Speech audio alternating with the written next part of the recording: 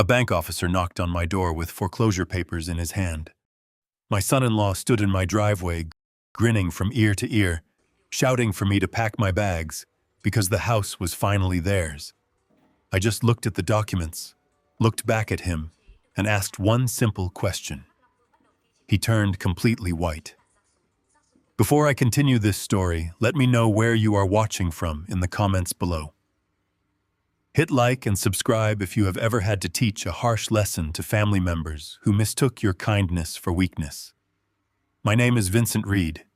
I am 65 years old, and I spent my entire life building a legacy I thought my daughter would respect. I was wrong. It was a crisp Tuesday morning when the heavy knock rattled my front door. I opened it to find a young man in a stiff gray suit holding a thick manila folder. He introduced himself as Carter, an asset recovery officer from the bank. Behind him, parked aggressively across my driveway, was my son-in-law, Trevor Walsh. Trevor leaned against the hood of his expensive sports car, with his arms crossed, wearing a smirk that practically split his face in two. Carter handed me the foreclosure notice, his voice carrying that rehearsed corporate sympathy.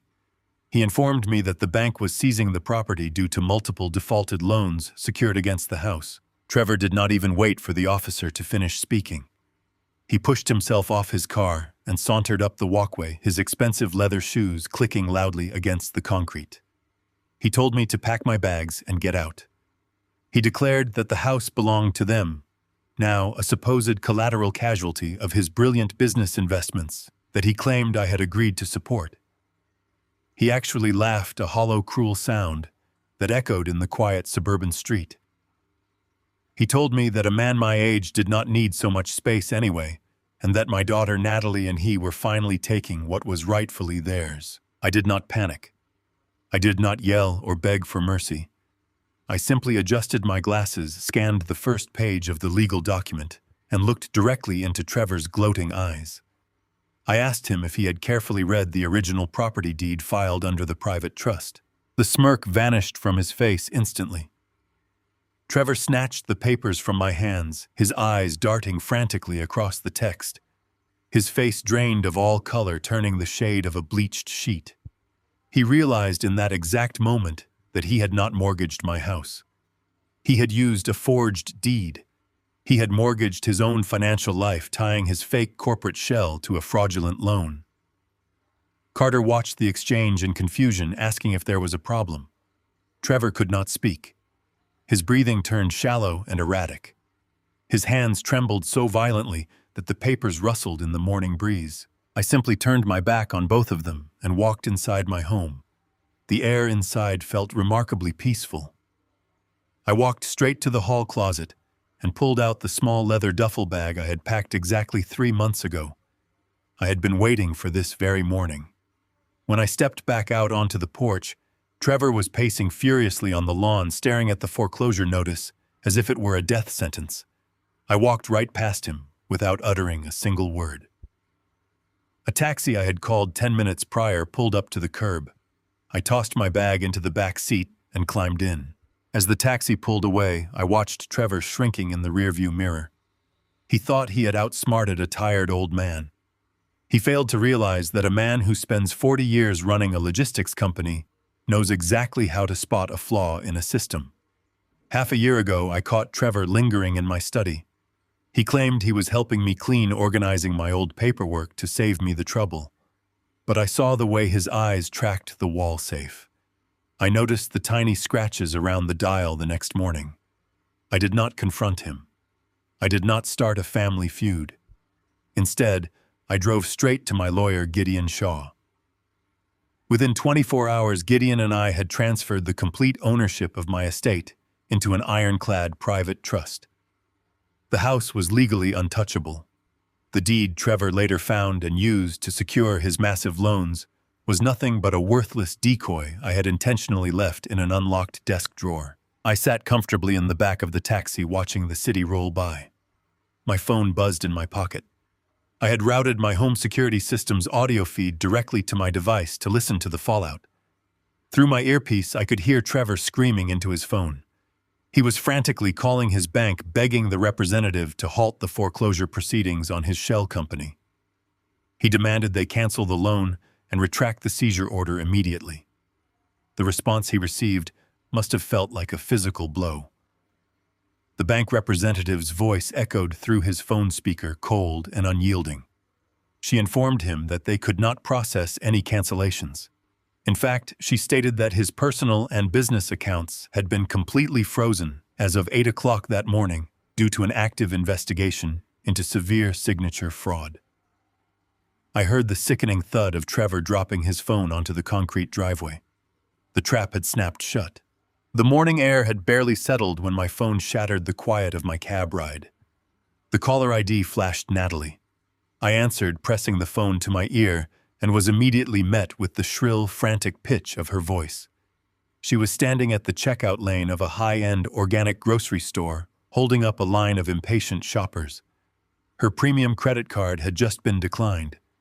Instead of feeling embarrassment, she directed her absolute fury at me. She screamed that Trevor was currently trapped at the bank, dealing with some ridiculous paperwork error she assumed I had maliciously caused. She demanded I wire funds to her checking account immediately so she could pay for her imported groceries and leave with her dignity intact. She accused me of being spiteful, of trying to sabotage her husband's legitimate business dealings out of petty jealousy, because he was supposedly far more successful than I ever was. I listened to her breathless rant, absorbing the sheer audacity of a daughter who believed the entire world owed her a seamless, luxurious existence. I could hear the beep of the cash register in the background and the low murmurs of the strangers judging her public meltdown. I did not raise my voice. I did not offer explanations about forged deeds or frozen assets. I simply told her that a declined card was the natural symptom of living a life she could not afford, and that she would need to put the groceries back on the shelves like everyone else. Then I ended the call. I tossed the phone onto the passenger seat and told the driver to keep heading toward the financial district. The law office of Gideon Shaw was a sanctuary of dark mahogany and absolute silence, standing in stark contrast to the chaotic noise of my daughter's life. Gideon sat across from me behind his massive desk, his demeanor as sharp and unyielding as the tailored suit he wore. He did not offer empty platitudes or false sympathy. He slid a single crisp sheet of paper across the polished wood. It was the legal authorization form to permanently terminate the automated wire transfers attached to my private accounts. For 3 long years, I had quietly funneled $5,000 a month into a ghost account. That money was used exclusively to service the exorbitant lease on Natalie and Trevor's luxury lifestyle. I picked up the heavy gold fountain pen Gideon offered me. As the dark ink flowed onto the page, my mind drifted back to a Thanksgiving dinner just over a year ago. Natalie had stood in my modest dining room, pointedly mocking my battered work truck parked in the driveway. She had tossed the heavy key fob to her pristine $80,000 imported SUV onto the kitchen island, loudly bragging about Trevor's massive corporate success. She had lectured me for 20 minutes on how a modern premium vehicle was a direct reflection of a man's true worth and ambition. I had swallowed my pride, cutting my turkey in total silence. Natalie never knew the truth. She never knew that Trevor had defaulted on the very first payment of that spectacular vehicle. She was completely oblivious to the fact that without my silent monthly intervention, the lending company would have repossessed her precious status symbol before the new car smell had even faded from the leather seats. She believed she was married to a financial genius, when in reality she was married to a parasite surviving on the blood of the father she so openly despised. I signed my full name, Vincent Reed, at the bottom of the page. With that single stroke of a pen, I sealed the document and severed the financial artery that had kept their arrogant illusions alive. Gideon collected the paper and assured me the cessation order would be processed through the banking system instantly. Because the bank was already treating Trevor's accounts as hostile due to the active federal investigation into the fraudulent property deed, removing my financial umbrella would trigger an immediate catastrophic default on all their outstanding automotive loans. There would be no grace period. There would be no warning letters in the mail.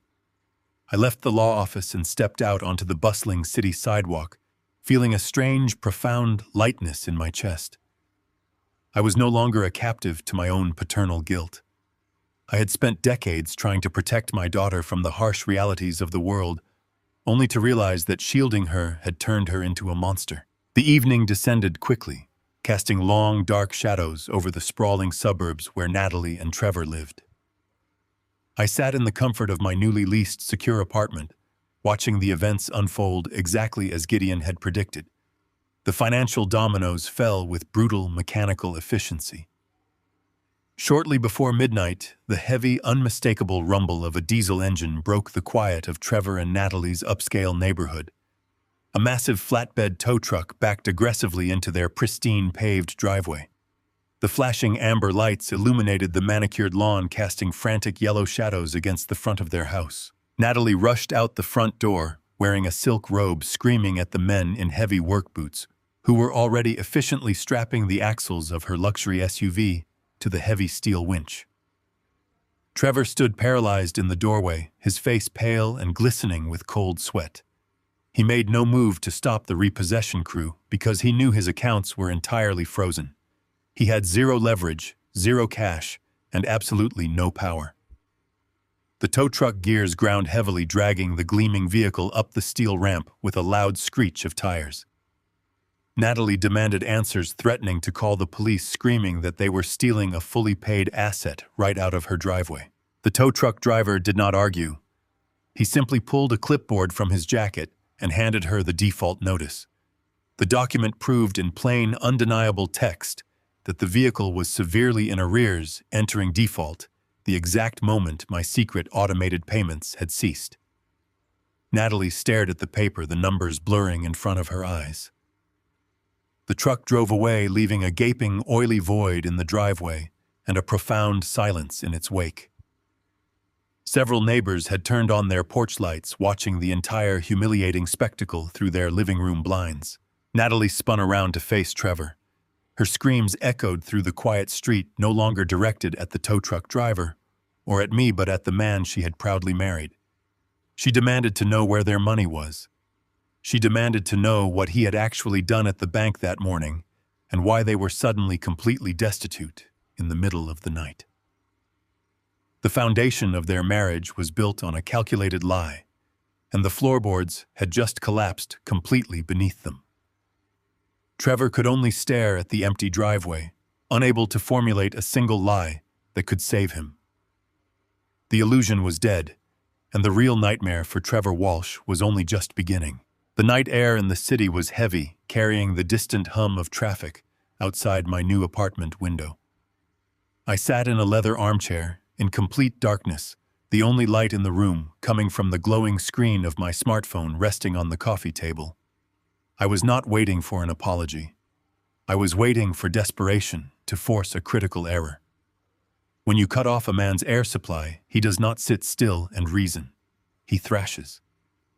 Trevor Walsh was a man suffocating under the weight of his own lies, and I knew his ego would never allow him to simply accept defeat. At exactly 2 in the morning, my phone screen flared to life. A silent notification flashed across the display, indicating motion detected at the rear perimeter of my old suburban home. I tapped the alert, bringing up a crystal-clear night vision feed of my backyard. A dark figure moved clumsily through the shadows of the oak trees. Even in the grayscale footage, I recognized the arrogant, slouched posture of my son-in-law. Trevor had left his repossessed driveway and somehow found his way to my property, undoubtedly driven by sheer panic. He crept toward the back patio, glancing over his shoulder like a frightened animal. He pulled a heavy wrench from his jacket, gripped it tightly, and slammed it against the glass pane of the back door. The sound of shattering glass echoed sharply through the audio feed of my phone, a violent intrusion into the home I had maintained for over 40 years. Trevor reached through the jagged hole, unlocked the deadbolt, and stepped inside. I watched him with absolute detachment. A younger, more foolish version of myself might have felt anger at the sight of someone violating my home, but I felt nothing but a profound sense of vindication. I took a slow sip of my black coffee and switched the camera view to the primary feed inside my study. Trevor stumbled into the room, sweeping a frantic beam from his flashlight across the walls. He was looking for the heavy mahogany desk. He believed that if he could find the original trust documents, the ones proving I had shielded the estate long before he applied for his fraudulent loan, he could destroy the evidence. He thought burning a piece of paper would magically reverse a federal bank fraud investigation. It was the logic of a desperate, cornered thief. He yanked the top drawer open with such force that it completely detached from the tracks, crashing onto the hardwood floor. He dropped to his knees, frantically sifting through the spilled contents. He tossed old utility bills, empty envelopes, and spare pens over his shoulder. He moved to the second drawer, then the third, ripping them open and dumping them out. His breathing was heavy, ragged, and picked up clearly by the hidden microphone. He finally found a thick, sealed manila envelope tucked in the very bottom compartment. I watched his face contort into a wild, triumphant grin. He ripped the seal open and pulled out the stack of documents. He held his flashlight between his teeth to read the pages. His triumphant grin collapsed instantly. He flipped through the first page, then the second, then the third. They were completely blank. I had emptied that desk weeks ago. Every significant piece of paper, every financial record, every legal document had been securely locked inside a bank vault downtown. The envelope he held was nothing but worthless printer paper. Trevor threw the blank sheets into the air with a primal shout of frustration. At that exact second, the silent alarm delay expired. The deafening wail of the security siren shattered the quiet neighborhood. High-intensity strobe lights positioned in the corners of the ceiling engaged, blinding him with disorienting flashes of brilliant white light. Trevor dropped his flashlight and scrambled backward, tripping over the broken desk drawer. He crawled toward the hallway, entirely stripped of his usual arrogance. He looked exactly like what he was, a pathetic criminal caught in the act. I had foreseen this exact scenario. 8 months ago, I noticed my spare house key was missing from the hook by the garage door. I later found it sitting slightly off-center on the counter. Trevor had visited that afternoon. Instead of confronting him about copying my key, I smiled, offered him a beverage, and hired a professional security firm the very next morning. I had them wire the entire property with motion sensors, reinforced locks, and hidden cameras. I knew he was planning a betrayal, and I simply gave him the stage to execute it. Through the live feed, I watched the flashing red and blue lights of police cruisers illuminate the front windows. 2 patrol cars had responded to the automated dispatch. Heavy footsteps pounded against the front porch. Officers barked loud, sharp commands, ordering whoever was inside to get on the ground. Trevor froze in the hallway. He slowly raised his hands, dropping to his knees among the scattered debris of his own making. 2 officers moved into the frame, swiftly securing his arms behind his back. The metallic click of the handcuffs snapping shut was the most satisfying sound I had heard in a decade. They hauled him roughly to his feet, marching him out of the house he had falsely claimed to own just 24 hours earlier. I turned off the video feed and set my phone back down on the table. The silence returned to my apartment, steady and reassuring. I did not feel a shred of pity. I had given Trevor every opportunity to be an honest man, and he had chosen fraud, theft, and now burglary. My phone buzzed again an hour later. The caller ID showed a number from the county police precinct. I ignored it. I knew exactly what the protocol was. A man sitting in a holding cell is granted 1 phone call. Since I refused to answer, Trevor had only one option left. He had to call his wife. Across town, in a house stripped of its luxury vehicles and funded entirely by debt, Natalie's phone rang. She answered it in the dead of night, expecting an explanation for their missing money. Instead, she heard the cold, mechanized voice of an automated operator informing her that she was receiving a collect call from a county jail facility. She accepted the charges. Trevor's voice came through the line, trembling and pathetic. He begged her to contact a bail bondsman. He confessed that he had been arrested for breaking and entering and felony destruction of property at my house. He tried to spin a lie, claiming he was only there to retrieve some personal belongings, but the reality was unavoidable. Natalie stood in her dark kitchen, listening to her husband admit he was calling from a holding cell. The polished, successful executive she thought she had married was exposed as a desperate vandal. The carefully constructed fortress of their marriage began to crumble under the crushing weight of the truth. The heavy oak door of Gideon Shaw's office slammed shut.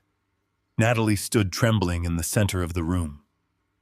Her designer makeup was ruined by streaks of mascara, and her usually immaculate hair clung to her wet cheeks. She did not come to apologize for Trevor breaking into my home.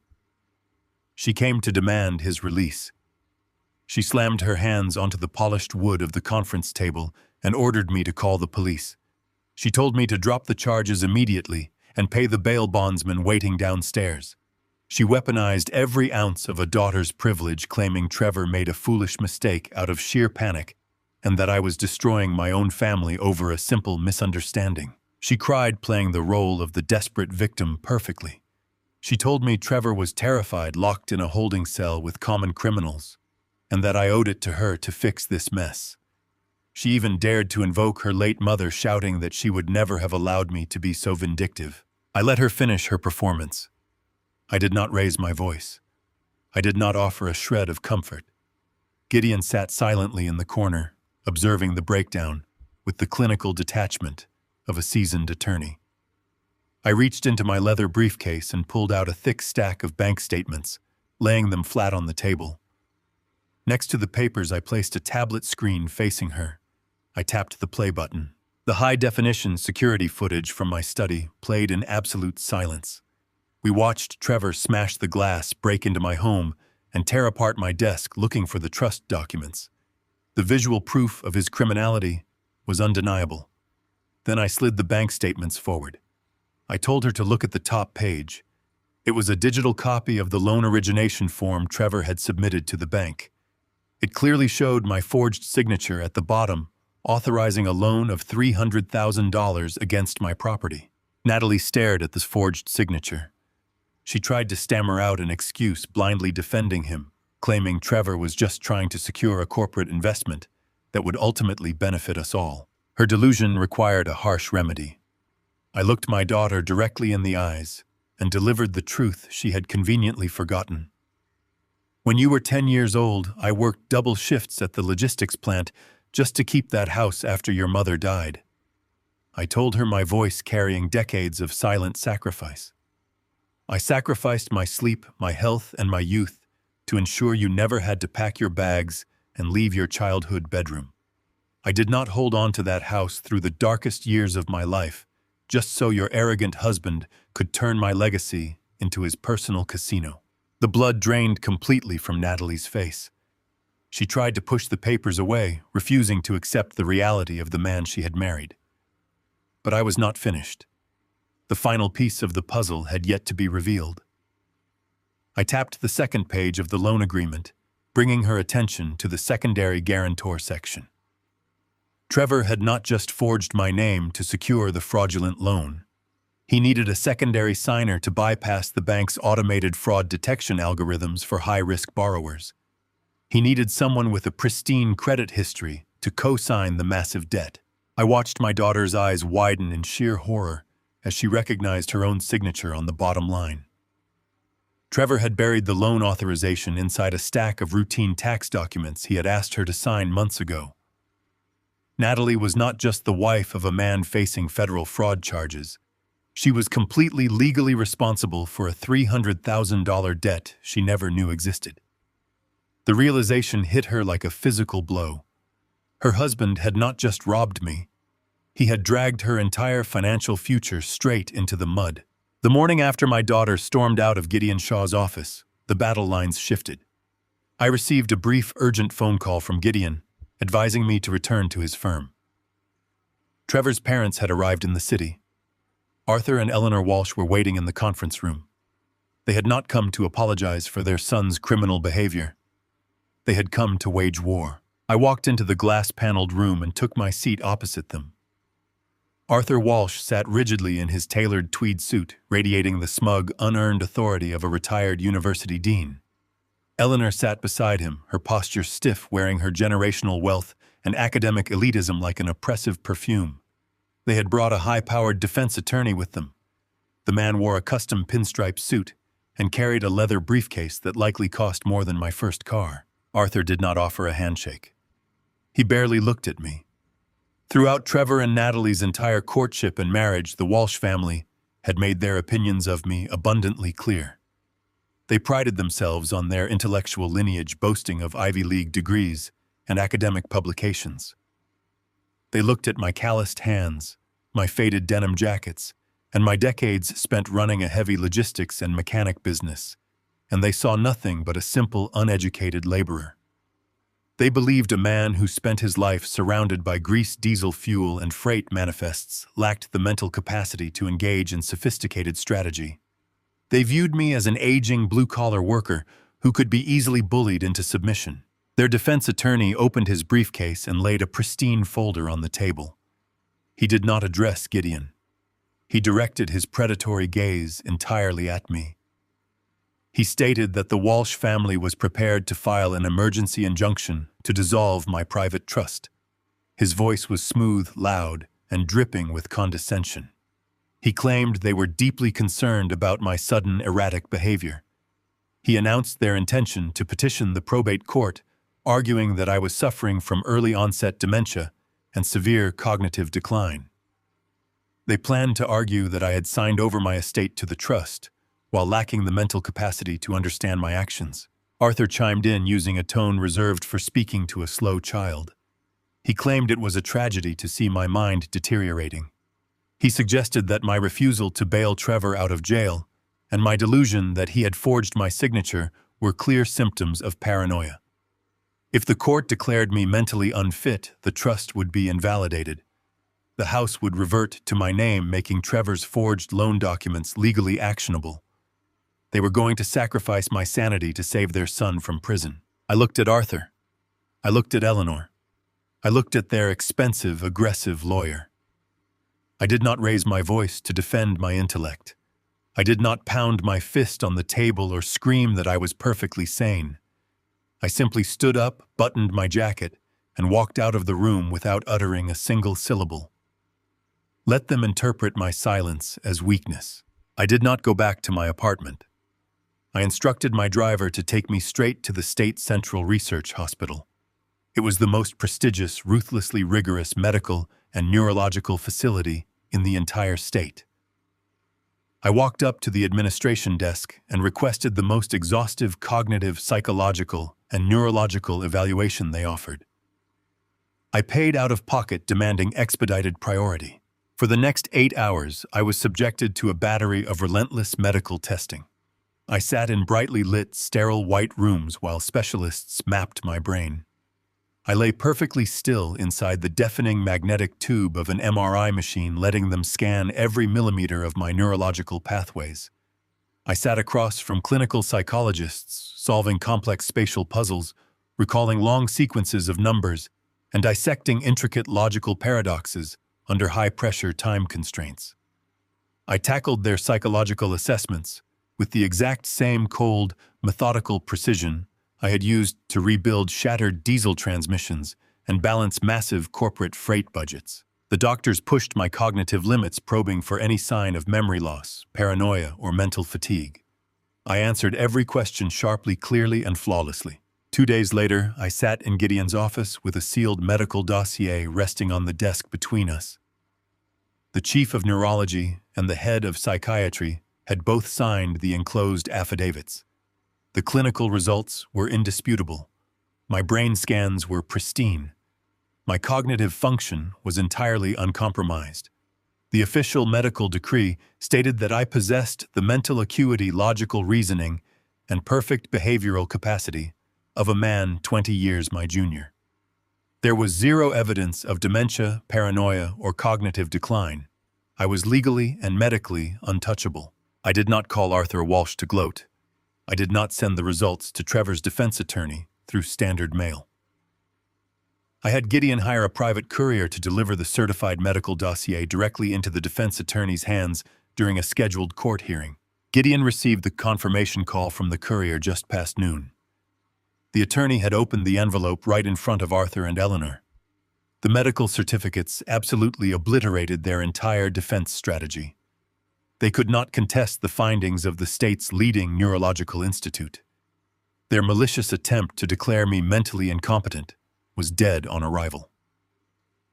The arrogant illusion that they were dealing with a foolish, easily manipulated mechanic shattered into 1,000 pieces.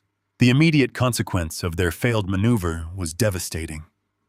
By failing to invalidate the trust, the forged property deed Trevor had submitted to the bank remained a fraudulent document. The bank's internal fraud division had been waiting for the resolution of the trust dispute.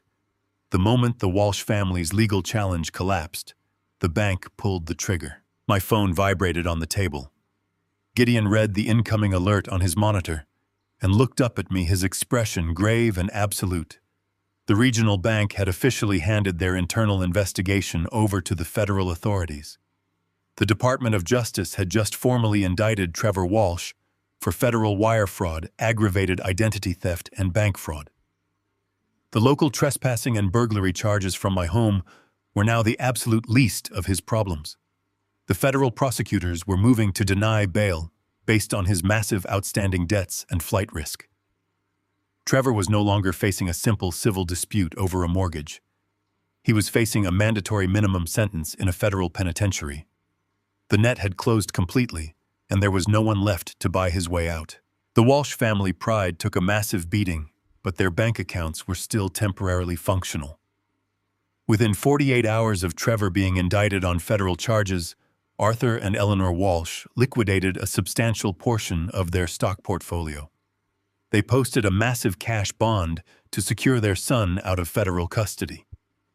Trevor walked out of the holding facility wearing a wrinkled suit and a terrified expression, but his mind was already calculating his next move. A cornered animal will chew off its own leg to escape a trap. Trevor decided to chew off his wife instead. Natalie was sitting alone in her dim, rapidly emptying house. The electricity was still running, but the luxury vehicles were gone from the driveway. Her premium credit cards were useless pieces of plastic sitting on the kitchen counter. The doorbell rang sharply.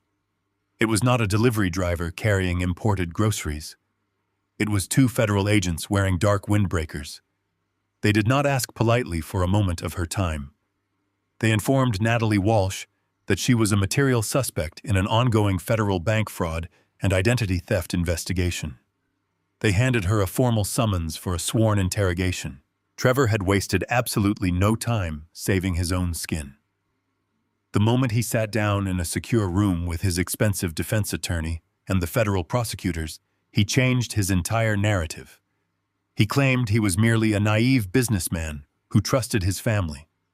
He told the federal investigators that his wife, the daughter of the wealthy estate owner, had orchestrated the entire forgery scheme. He testified under oath that Natalie was the one who forged my signature on the trust documents. He pointed out that she was the secondary guarantor on the loan offering, that is absolute proof that she had a direct financial stake in the fraud. He handed them the proverbial knife and told them Natalie was the one holding it. He sacrificed his wife without a second of hesitation to negotiate a lighter sentence for himself. My phone rang just as I finished reviewing the latest quarterly reports for my retirement portfolio. The caller ID flashed my daughter's name. When I answered, her voice was not filled with the usual arrogant demands or entitled complaints.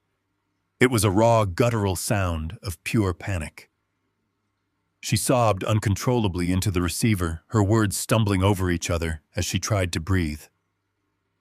She told me the federal agents had just left her house. She told me Trevor had packed a bag, drained whatever cash they had hidden in the house, and moved back into his parents' estate. She cried that the man she loved was pinning the entire federal forgery case on her. Her glamorous, untouchable world had completely evaporated in a single afternoon. She begged me to call Gideon Shaw. She demanded that I hire the best criminal defense team in the city to save her from going to federal prison. She pleaded with me to use my resources to crush Trevor and protect her from the consequences of the fraudulent loan. I listened to her desperate pleas, measuring the heavy weight of her panic against the years of her relentless entitlement.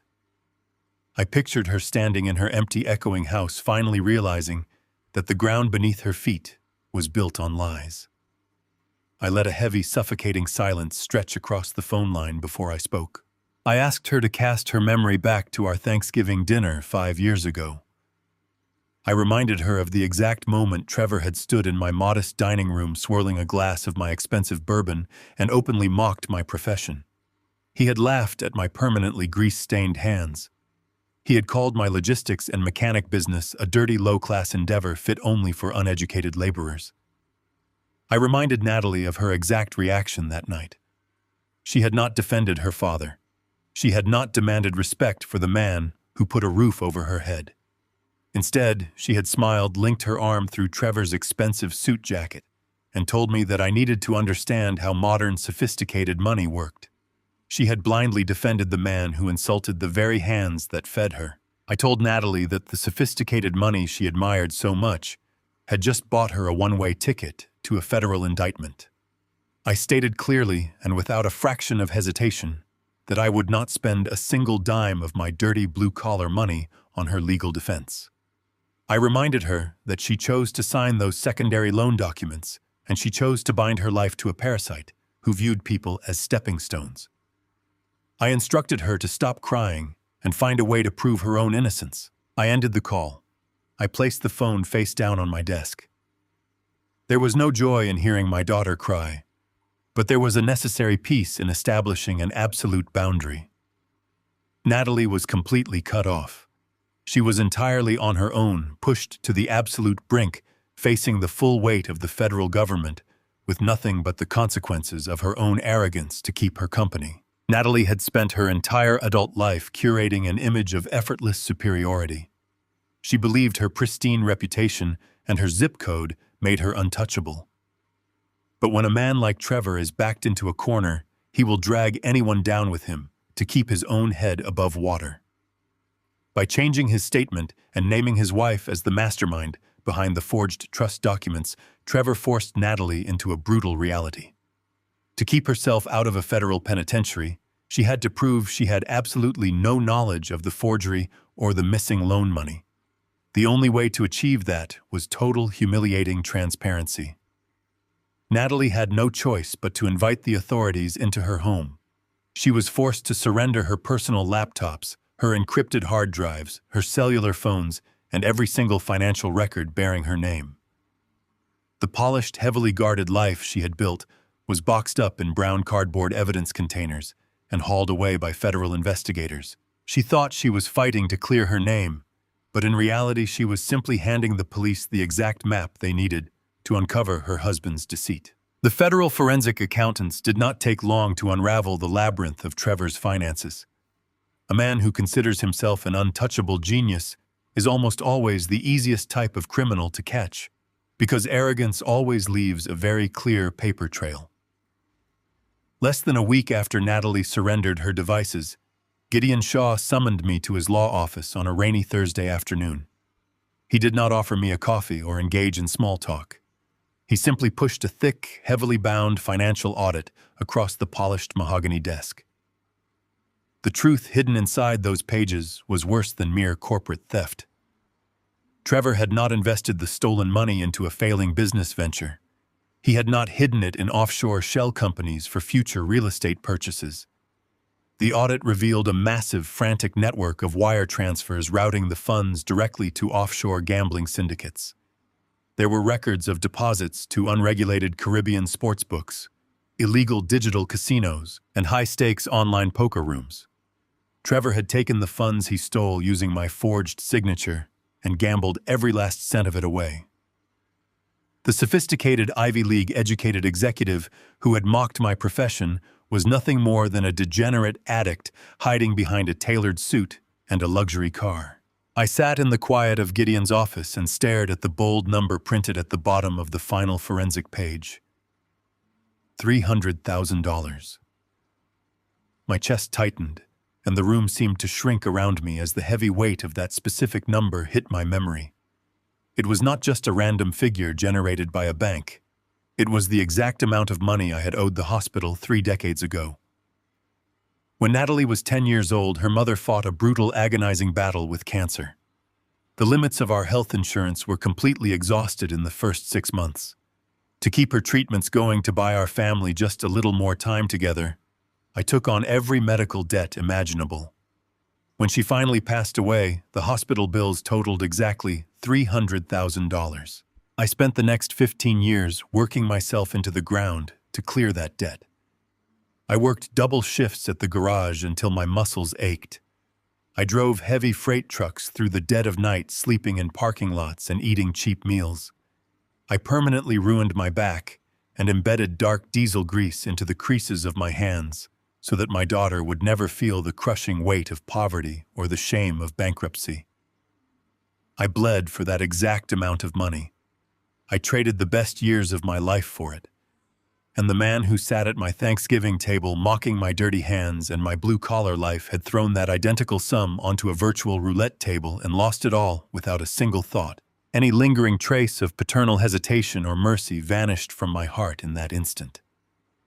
I looked up from the audit, met Gideon's steady gaze, and gave the order to proceed with absolute legal hostility. Arthur and Eleanor Walsh believed they could simply write another check to make this problem disappear. They assumed they could liquidate more of their inherited stock portfolios and academic trust funds to build an impenetrable legal fortress around their son. They thought they could use their generational wealth to drag the legal proceedings out for years until I simply ran out of money and gave up. I refused to give them the chance to fight a war of attrition. Gideon immediately filed a massive supplementary civil lawsuit against Trevor and the entire Walsh estate. We targeted every single asset they owned, arguing to a federal judge that the massive cash bail Arthur and Eleanor had posted for their son was illegally commingled with the stolen gambling funds. We filed emergency motions and secured a federal injunction within 48 hours. We completely locked down their wealth. We froze their banking accounts, halted their stock portfolios, and placed heavy legal liens on their upscale properties. We choked off the Walsh family's financial oxygen supply overnight. They could not sell a single share of stock. They could not move a single dollar to pay their high-powered defense attorneys or secure favorable media coverage. The academic elites who had looked down on me for years were suddenly trapped in a relentless legal vice built by a mechanic. The panic set in exactly as I had anticipated. Arthur and Eleanor Walsh had spent their entire lives shielded by the protective barrier of money, and without it, they were utterly defenseless. Realizing that my legal siege would drag them into the mud and leave them completely destitute, they took the coward's way out. To shield their remaining personal assets from my civil lawsuit, Arthur and Eleanor formally filed for Chapter 11 bankruptcy. They threw up a white flag to save their own comfortable retirement, actively choosing their bank accounts over their son. By filing for bankruptcy, they instantly severed Trevor's financial lifeline. His expensive legal team immediately filed motions to withdraw from his federal fraud case due to a total lack of payment. The protective bubble around Trevor burst completely. He was broke, legally exposed, and facing a mandatory decade in federal prison, and his own parents had just slammed their vault shut and locked him outside. Trevor Walsh was a man who only knew how to survive in the shallow end of the pool. When forced into deep water, he did not know how to swim. A cornered rat does not stand and face the trap. It runs. That evening, my phone vibrated with an urgent encrypted alert from the private investigator I had kept on retainer to monitor his movements. Trevor had deliberately skipped his mandatory evening check-in with his federal bail officer. He had smashed open a floorboard in his parents' house, emptied the last few $100s from a hidden emergency cash stash, and packed a single canvas duffel bag. Realizing his charm and his family's money could no longer save him from a concrete cell, he broke his bail conditions. He stole a neighbor's vehicle under the cover of darkness and was currently making a desperate high-speed run for the state line. Trevor Walsh was a man who believed the laws of consequence applied to everyone but him. Stripped of his parents' wealth and facing a mandatory decade in federal prison, he made the exact desperate mistake I was waiting for. He ran. He deliberately violated the strict travel ban imposed by the federal judge, convinced that his innate superiority would allow him to simply slip through the cracks of the justice system. He secured a forged passport and packed a canvas duffel bag with the last remaining stacks of emergency cash he had ripped from his parents' floorboards. He chose a small privately chartered airstrip 3 counties over, booking a late-night flight under a fictitious identity. He truly believed his escape was a masterpiece of desperate ingenuity. He was completely unaware that I had been watching his every agonizing move for 2 entire weeks. Arrogance is a highly predictable and fatal trait. Men like Trevor, who build their entire existence on the illusion of being untouchable, rarely change their operational methods. Years ago, during a lavish holiday dinner that I had paid for, Trevor sat at the head of the table, holding a glass of imported wine. He had loudly bragged to the guests about a private, highly discreet courier service he utilized for his most sensitive corporate contracts. He claimed they were completely off the grid, operating beyond the reach of standard financial audits or government oversight. He considered it a mark of his elite status, a secret weapon only available to the true players of the corporate world. I had sat quietly at the end of the table, cutting my steak, and simply filed that piece of information away in my mind. When the federal indictment came down, and his assets were frozen, I knew Trevor would inevitably try to secure forged travel documents. I also knew exactly how he would choose to have them delivered. I did not rely on the local police to monitor him. The authorities are burdened by bureaucracy and heavy caseloads. I required absolute suffocating surveillance. I hired an independent, highly specialized private investigator with a background in federal tracking and asset recovery. I instructed him not to bother following Trevor's stolen car. I told him to monitor the dispatch logs and the physical drop locations of Trevor's favorite underground courier service. The trap worked with flawless precision. The moment a heavy sealed package containing a manufactured passport and offshore banking tokens was signed for at a rented anonymous mailbox on the edge of the city, my investigator was sitting in an unmarked vehicle right across the street. He tracked Trevor as he moved through the city shadows. I received live encrypted updates directly to my phone. I read the texts from the comfort of my armchair, tracking the desperate final hours of my son-in-law. Trevor abandoned his stolen vehicle in a dimly lit commercial parking lot, wiping down the steering wheel in a pathetic attempt at forensic evasion. He switched to a cash-paid taxi, taking a convoluted route through the industrial district. He kept looking out the rear window, believing he was expertly shaking off non-existent federal tails. In reality, he was leading my investigator on a straight, unhindered path directly to his final destination. The regional airstrip terminal was small, smelling faintly of aviation fuel and stale coffee. It was mostly abandoned at that hour of the night, populated only by a few tired charter pilots and a single clerk working the desk. Trevor walked through the sliding glass doors, with his collar pulled high to obscure his face, his knuckles white as he gripped the handles of his heavy duffel bag. He approached the private charter desk, sliding his newly printed fraudulent passport across the laminated counter. He was moments away from stepping onto a tarmac and vanishing across international borders into a country without an extradition treaty. He likely felt a massive surge of adrenaline, a final triumphant thrill of outsmarting the bank, the judge, and the tired old mechanic he had so deeply underestimated. He was so focused on the clerk inspecting his fake passport that he did not notice the unmarked black SUVs rolling silently into the airstrip parking lot. He did not see the tactical teams cutting off the perimeter exits. My phone vibrated on my desk. It was a direct text from my investigator.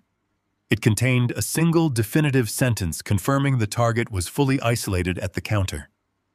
The federal marshals operating on the precise real-time GPS coordinates my investigator had fed directly to their dispatch moved with absolute devastating speed. The terminal doors blew open with a violent crash. A dozen federal agents wearing heavy tactical gear flooded the small lobby, their weapons drawn and leveled. They did not shout polite warnings or ask for his identification. They swarmed the check-in counter, grabbing Trevor by the shoulders and sweeping his legs out from under him. They slammed him face first onto the cold linoleum floor with a heavy, echoing thud. His canvas bag hit the ground hard, the zipper bursting open under the impact. Thick stacks of hidden cash spilled across the floor, scattering like worthless debris. The fake passport was seized right from the hands of the terrified charter clerk. Trevor writhed on the ground, his face pressed against the dirty floor. He screamed that there was a massive mistake. He demanded to call his expensive lawyer. He invoked his parents' names, threatening the agents with massive lawsuits. But his parents were completely bankrupt, hiding behind Chapter 11 protection. His lawyer had formally abandoned him days ago due to lack of payment. The cold, unforgiving steel of federal handcuffs locked tightly around his wrists, biting into his skin. They hauled him roughly to his feet, reading him his Miranda rights over the sound of his own panicked sobbing. The next morning, Trevor stood in a federal courtroom for his emergency arraignment. He was stripped of his tailored suits and designer watches. He wore a bright orange standard-issue prison uniform. His hands and ankles were shackled in heavy iron chains. The federal judge looked down from the bench with absolute undisguised disgust. The prosecution presented the fake passport, the bag of cash, and the irrefutable evidence of his meticulously planned escape attempt. The judge did not hesitate for a single second. Trevor was formally and permanently denied bail. He was deemed a severe flight risk and an active danger to the judicial process. He was escorted out of the courtroom and thrown into a maximum security holding block. Every single charge he had tried to outrun came crashing down upon him like a concrete vault. The federal bank fraud, the aggravated identity theft, the forged property deeds, and now the severe felony charge of fleeing from justice. He was entirely isolated, trapped in a windowless cell without a single ally in the world. The heavy steel door slammed shut, locking away a man who had finally run out of lies, out of money, and out of time. The federal courthouse was a massive structure of polished marble and heavy oak doors designed to make individuals feel small and insignificant before the weight of the law. I sat in the front row of the gallery wearing a simple dark suit. I felt a profound sense of quiet resting in my chest. The chaotic months of deception and betrayal had finally funneled into this single, highly structured room. Trevor was brought in through a side door by two armed bailiffs. He was a terrifyingly diminished version of the man who had once mocked my profession over a holiday dinner. He wore an oversized orange jumpsuit that swallowed his previously carefully tailored frame. The heavy chains around his wrists and ankles clinked with a dull metallic sound that echoed through the silent courtroom. His hair was unkempt. His face was hollow and pale, stripped entirely of the smug superiority he had always worn like a shield. He did not look at me. He stared straight ahead at the polished wood of the defense table, his shoulders hunched in absolute defeat. The trial commenced with the heavy formal rituals of the federal justice system. The prosecution laid out a clean, devastating timeline of Trevor's fraudulent activities. They presented the forged loan documents, the transfer logs to offshore gambling accounts, and the undeniable proof of his attempted flight from justice. It was a flawless, airtight presentation. However, Trevor's defense attorney had to earn his exorbitant fee. With his client caught dead to rights, the attorney launched a desperate theatrical counteroffensive. He stood before the jury box and attempted to twist the narrative entirely. He did not deny that the signature was forged. Instead, he claimed that I had deliberately orchestrated the entire scenario to entrap his client. He painted a picture of me as a bitter, controlling patriarch who despised his son-in-law and wanted to destroy a happy marriage. He argued that I had intentionally left sensitive trust documents unsecured and manufactured a situation of financial pressure, practically forcing Trevor into a moment of desperate weakness. He claimed I was a vindictive mastermind who set a trap so perfectly that Trevor had no choice but to fall into it out of a misguided desire to provide for my daughter. The defense attorney paced back and forth, his voice rising in manufactured indignation. He told the jury that Trevor was a victim of psychological warfare. He suggested that my sudden refusal to bail Trevor out and my immediate hiring of top-tier legal representation proved my malicious intent. He tried to convince 12 ordinary people that a lifelong mechanic possessed the devious, calculating mind of a criminal architect. It was a masterful piece of fiction. It was designed to create just enough reasonable doubt to save Trevor from the maximum sentence. I watched the jurors carefully. A few of them leaned forward, their expressions shifting as they digested this alternative story. Trevor sat up a little straighter at the defense table. For a fleeting moment, he looked like he actually believed the lie his lawyer was weaving. He looked like a man convincing himself that he was the prey rather than the predator. When it was time for our side to respond, Gideon Shaw did not display a single ounce of theatrical emotion. He approached the podium with the clinical detachment of a surgeon preparing to remove a malignant tumor. He addressed the judge and the jury with a calm, conversational tone. He stated that the defense had presented a compelling story, but stories require facts to survive in a courtroom. Gideon then introduced the lead digital forensics investigator from the Federal Cybercrimes Division. The courtroom darkened slightly as a series of complex data logs appeared on the large projection screens. Gideon walked the jury through the exact timeline of the fraudulent loan application. He did not speak in broad emotional strokes. He spoke in the absolute language of data server pings and digital footprints. Gideon explained that the bank loan was executed through a highly secure online portal. The bank's servers had recorded the exact Internet Protocol address of the computer used to submit the forged documents. Gideon presented the subpoenaed records from the Internet service provider. The IP address did not originate from my home or my business office. It originated directly from the luxury apartment Trevor and Natalie had been renting. But Gideon did not stop there. He knew the defense might argue that anyone could have used that internet connection. He produced the internal device logs subpoenaed directly from Trevor's personal laptop. The forensic analyst testified that the specific keystrokes the digital signature stamps and the time the files were accessed matched perfectly with Trevor's digital fingerprint. The evidence showed that the loan application was submitted while my daughter was out of town, attending a bridal shower, proving Trevor was completely alone in the apartment. The digital trail was an absolute bloodbath for the defense. Gideon methodically demonstrated how Trevor had transferred the funds within seconds of the loan approval. He traced the money leaving the primary account and immediately fragmenting into dozens of smaller offshore gambling wallets. The timestamps proved that Trevor was placing high-stakes bets on international sports games less than 20 minutes after stealing $300,000 of my money. Gideon turned to the jury and asked a simple question. He asked if a man who was desperately trying to save his family would immediately wire stolen funds to illegal digital casinos. The entrapment narrative collapsed instantly. The image of Trevor as a stressed, manipulated family man was completely eradicated, replaced by the undeniable reality of a calculated, degenerate thief. The defense attorney sank back into his chair, rubbing his temples, knowing his strategy had been incinerated. The prosecution called me to the witness stand on the second day of the trial. As I walked to the front of the courtroom and placed my hand on the Bible, the room grew uncomfortably silent. The defense attorney had planned to cross-examine me aggressively, hoping to provoke an angry outburst that would support his theory of a vindictive father-in-law. He approached the podium and asked me to describe my relationship with Trevor. He asked leading hostile questions about my supposed disdain for his client. He demanded to know why I had refused to help Trevor financially when the young couple was struggling.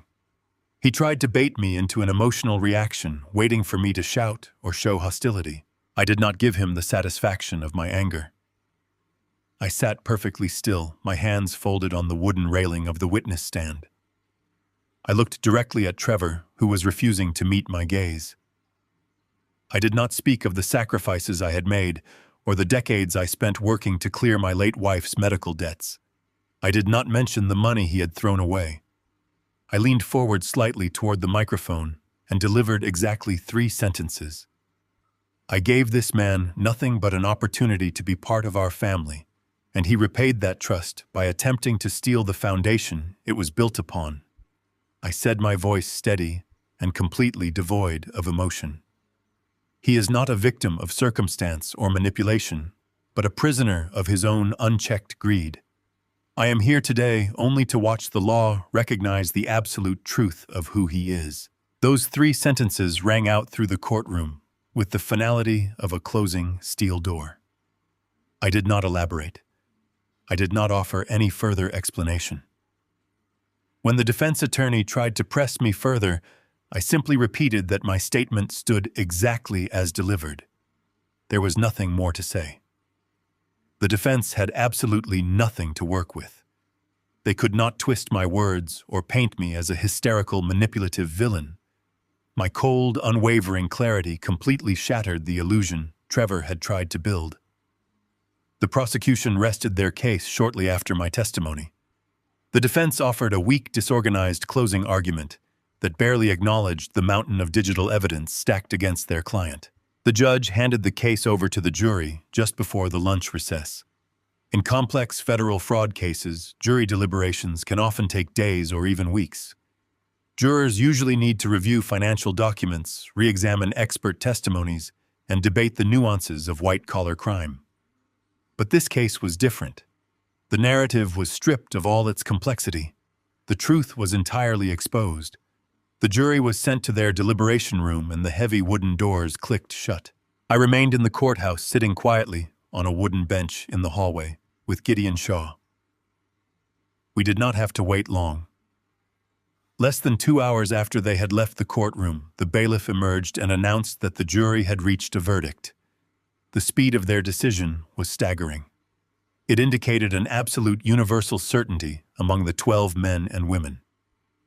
We filed back into the courtroom. The air was thick with a suffocating tension. Trevor was brought back in his face shining with a pale, sickly sweat. He could barely stand straight. As the jury foreperson stood up and handed the folded piece of paper to the bailiff, I watched Trevor's last remaining shred of hope evaporate.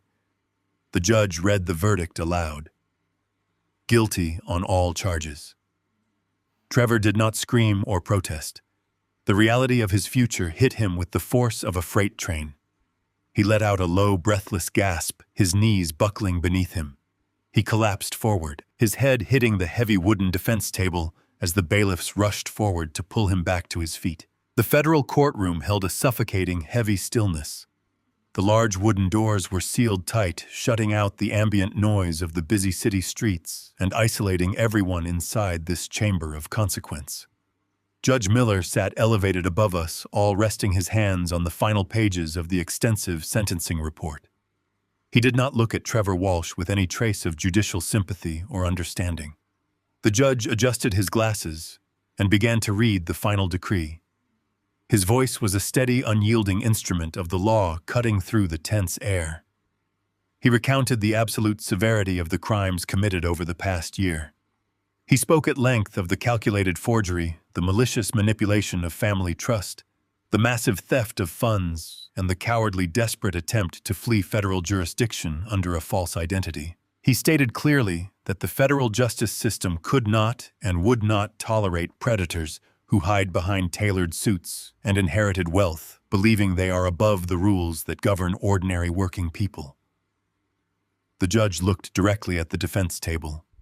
He pronounced the sentence slowly and deliberately so that every single syllable would echo against the high marble ceilings of the room. Trevor Walsh was officially sentenced to 10 years in a federal penitentiary without the possibility of early parole. The finality of those words struck the room with the force of a physical blow. A guttural, agonizing wail erupted from the gallery directly behind the defense table. Eleanor Walsh completely lost her grip on her carefully curated high society persona. She collapsed against her husband, sobbing uncontrollably into his shoulder. Arthur Walsh buried his face in his trembling hands, his posture crumbling, as the harsh reality of his shattered legacy finally set in. Throughout their entire lives, Arthur and Eleanor had used their generational wealth and their academic prestige to bully and intimidate those they viewed as inferior. They had built their entire identity on the illusion of untouchable superiority. Their boundless arrogance had shielded them from consequence for decades. Now all of that power and influence had been rendered entirely useless. They were no longer the elite intellectuals of their exclusive social circle. They would be shunned by their wealthy friends and mocked by the same society they had once ruled.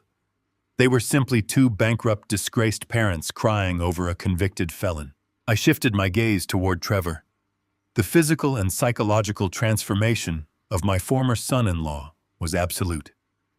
The arrogant man who had once stood in my dining room swirling a glass of expensive bourbon and openly mocking my blue-collar life was completely gone. In his place sat a hollow and terrified creature, stripped of all his unearned confidence. He slumped forward over the polished wood of the defense table, gasping for air, as if he had suddenly forgotten how to breathe. He began to beg the judge, sobbing openly and pleading for a second chance he absolutely did not deserve. He shrieked in complete despair, begging for mercy from a system he had tried so hard to cheat. It was a pathetic, miserable display of a coward finally facing the unyielding consequences of his own destructive actions. I sat perfectly still in the front row of the gallery, observing the breakdown. I was 65 years old. My hands were permanently scarred from decades of heavy mechanical labor and entrenched diesel grease. My suits were bought off the rack, not custom-tailored in high-end boutiques. I had spent my entire life working in the shadows of luxury, quietly building a secure foundation for my family. Yet in that precise moment, the contrast between us was absolute and undeniable. I possessed the quiet, unbreakable dignity of a man who had built his life on honest sacrifice and unwavering responsibility. Trevor possessed nothing but the empty echo of his own unchecked greed. He had believed that his youth, his expensive education, and his smooth charm made him naturally superior to a simple mechanic. He learned too late that a foundation built on lies will always crumble beneath the weight of the truth. I did not feel a sudden rush of triumphant joy. I did not feel the childish need to shout or gloat or point fingers at the crying family across the aisle. True justice does not require a loud, vindictive celebration. It only requires a silent, profound acknowledgement that the natural order of things has been fully restored. I stood up slowly from the hard wooden bench. I reached down and calmly fastened the center button of my suit jacket. The sound of Trevor sobbing and pleading for mercy filled the large room, but I tuned the noise out completely. I turned my back on the defense table. I walked down the center aisle of the courtroom with slow, measured steps. I did not turn my head to look at Trevor one last time. He was no longer a part of my reality. He was simply a closed chapter in a book I would never open again.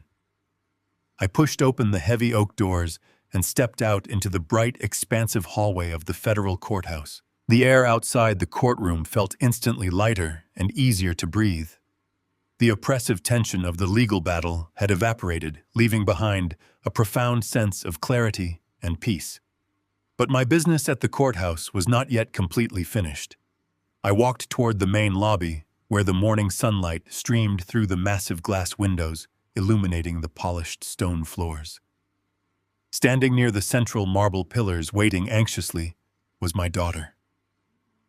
Natalie looked like a faded, broken shadow of the woman who had once confidently demanded I empty my bank accounts to save her criminal husband.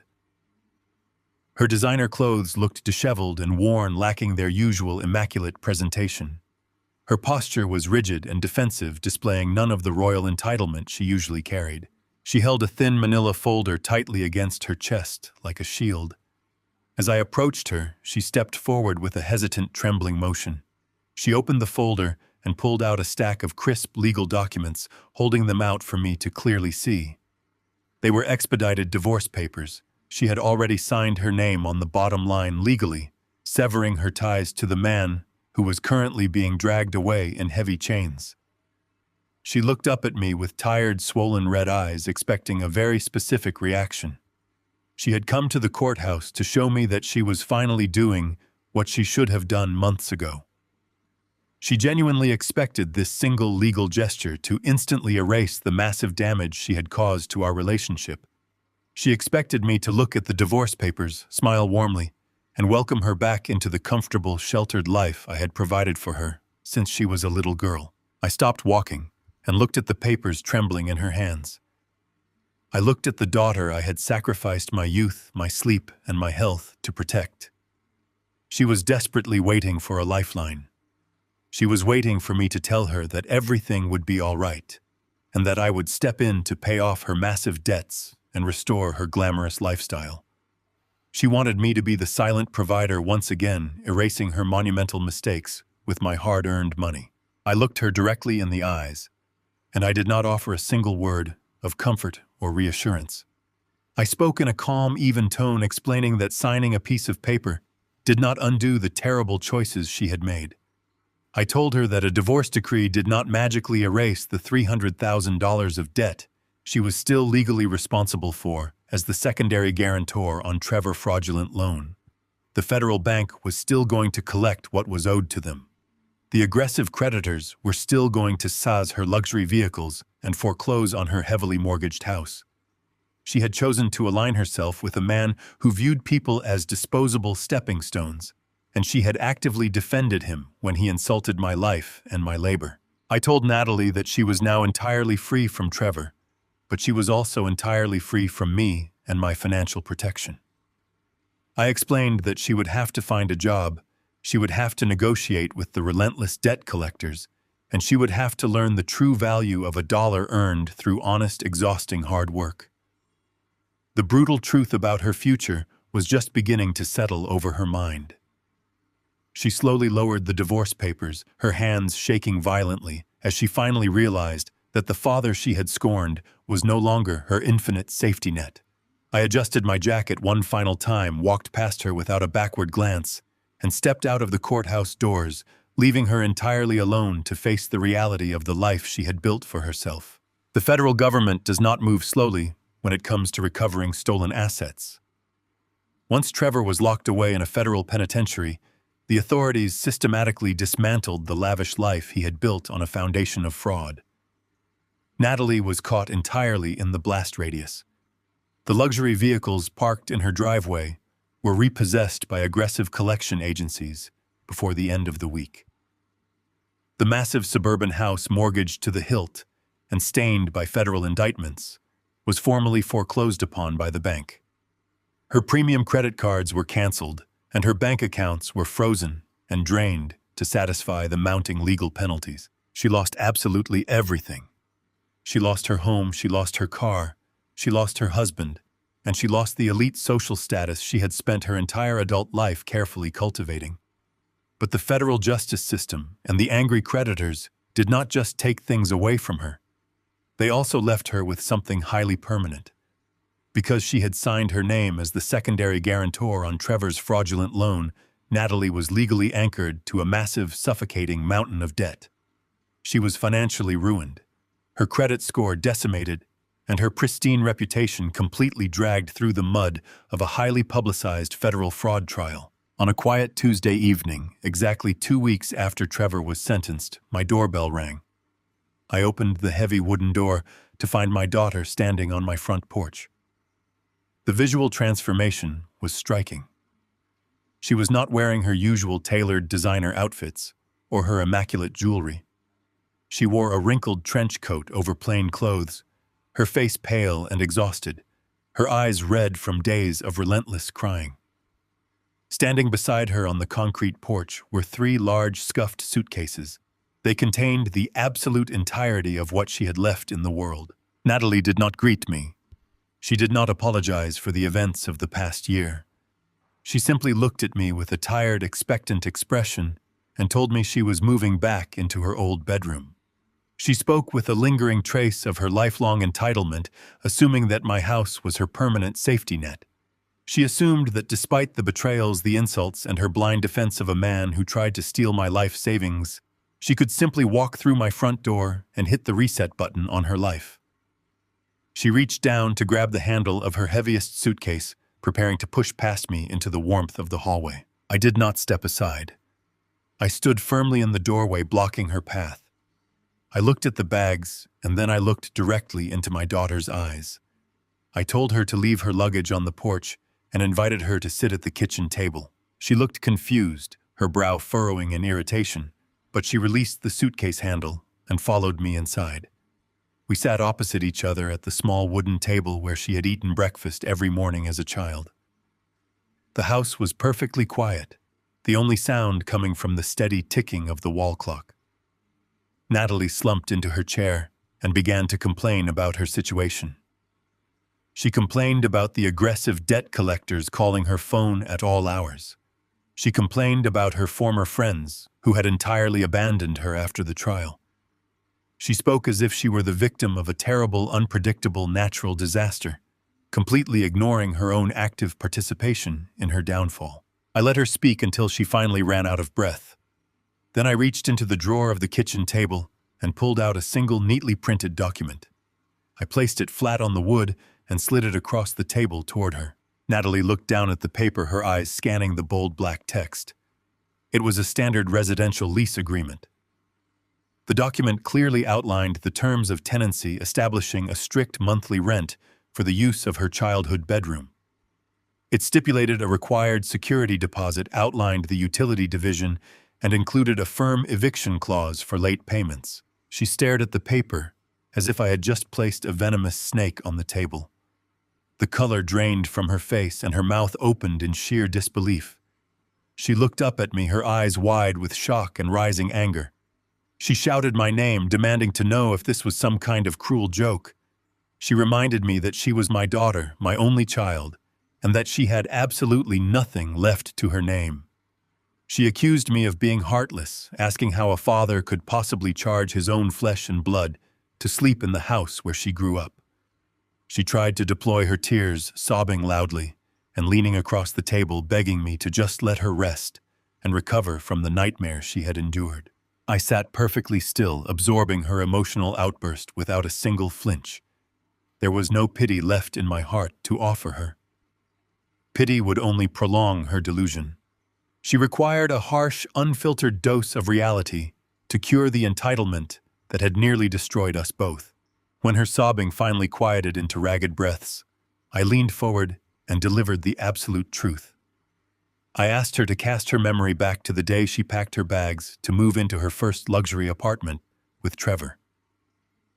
I reminded her of the exact conversation we had standing in this very kitchen. On that day, she had stood tall, tossing her hair over her shoulder, and loudly declared that she was a completely independent woman. She had told me she did not need my obsolete blue-collar money or my old-fashioned advice.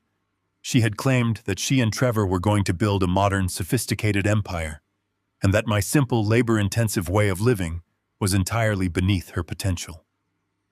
She had demanded that I stop treating her like a child and recognize her as a self-sufficient adult who was capable of conquering the world on her own terms. I looked at her tear-stained face and told her that I was finally honoring her profound desire for independence. I explained that an independent adult does not run back to her father and demand a free ride the moment her poor choices catch up with her. An independent adult pays her own way. An independent adult takes full responsibility for the roof over her head and the food on her plate. I told her that she was welcome to stay in the house, but she would do so as a responsible tenant, not as an entitled dependent. I tapped the bottom of the lease agreement with my index finger. I stated the monthly rent clearly. I informed her that the first payment was due on the first day of the upcoming month. There would be no extensions. There would be no exceptions. If she failed to pay, she would have to pack her bags and find another place to sleep. The gravity of the situation finally settled over her completely. She looked around the kitchen, realizing that the protective bubble I had maintained for her entire life had permanently burst. There was no wealthy husband to manipulate. There were no academic elites to bail her out. There was only a cold, printed contract and a father who refused to be used any longer. Her shoulders slumped forward in absolute defeat. The arrogant spark that had defined her personality for years was extinguished in that exact moment. With a trembling hand, she picked up the pen resting beside the document. She did not argue anymore. She slowly signed her name on the bottom line, accepting the harsh terms of her new reality. I took the signed lease, folded it neatly, and placed it back into the drawer. I handed her a spare key and told her she could bring her bags inside. The shock of the lease agreement acted as a brutal catalyst. Natalie was now responsible for a monthly rent payment and a mountain of federal debt, and she possessed absolutely no incoming revenue. Her university degree in art history was completely useless in the corporate world, especially with her name permanently tied to a high-profile fraud conviction. No prestigious firm or luxury brand would even consider granting her an interview. The sophisticated society she loved had entirely blacklisted her. She had exactly 2 weeks to generate enough cash to pay her first month of rent. Desperation is a highly effective teacher. 3 days after she signed the lease, I walked into the local discount grocery store, located just a few blocks from my logistics garage. It was a massive concrete building with harsh fluorescent lighting, sticky floors, and rows of cheap bulk merchandise. As I walked past the customer service desk near the front entrance, I stopped and observed a scene that perfectly captured the end of my daughter's delusion. Natalie was standing at the counter. She was wearing a cheap, oversized blue polo shirt that served as the store's employee uniform. Her hair was tied back in a plain elastic band. She was holding a plastic clipboard, carefully filling out the paperwork for a minimum wage part-time cashier position. She was listening intently to a teenage shift manager explaining the rules for clocking in and out of the register. The woman who had once sipped imported champagne and mocked the working class was now desperately nodding along, fighting for the opportunity to scan barcodes and bag groceries for loose change. I did not approach her. I did not interrupt her orientation. I simply watched her practice the exact independence she had once so proudly proclaimed. She was finally starting at the very bottom, carrying the heavy weight of her own choices, exactly as I had done so many years ago. The reality of manual labor is a profound shock to a body accustomed to endless leisure. For the entirety of her adult life, Natalie's greatest physical exertion had been carrying designer shopping bags through climate-controlled boutiques or walking from a valet stand to a reserved restaurant table. Her transition into the brutal, unforgiving environment of the discount grocery store was a violent collision with the real world. She was assigned the closing shift, a schedule designed to break the spirits of the uninitiated. She spent 8 hours a day standing on a hard concrete floor, scanning barcodes beneath the harsh buzzing glare of industrial fluorescent lights. She was forced to lift heavy bulk items, clean spilled milk from the aisles, and endure the casual disrespect of hurried customers who looked right through her as if she were a piece of the store's machinery. When she returned home late at night, the physical toll was glaringly obvious. The expensive, flawless manicures she had maintained for years were gone in less than a week. Her nails were chipped, her cuticles torn, and the skin of her hands was red and raw from breaking down rough cardboard boxes and wiping down checkout belts with cheap, abrasive chemical cleaners. She would walk through the front door, drop her keys onto the entryway table, and drag her swollen feet into the kitchen. She expected an audience. She desperately craved the comforting paternal sympathy I had always freely provided whenever she suffered the slightest inconvenience in her youth. She would sit at the kitchen table, bury her face in her bruised hands, and weep. She complained endlessly into the empty room. She cried about her aching back. She cried about the shift manager, a teenager who spoke to her with condescending authority. She wept over the humiliation of serving women she used to invite to her lavish cocktail parties. She laid her misery bare, waiting for me to step into the kitchen, wrap my arms around her, and tell her she did not have to go back to that awful place. I gave her absolutely nothing. I would sit in the adjacent living room reading my evening newspaper or reviewing business logistics, and I would not utter a single word of comfort. I did not ask how her day was. I did not offer to make her a cup of tea. I allowed the heavy, suffocating silence of the house to be her only response. If she wanted to survive the bed she had made for herself, she needed to learn that the world does not halt its rotation simply because a privileged woman is experiencing tired feet. Listening to her muffled sobs late at night, I felt a familiar phantom ache in my own bones.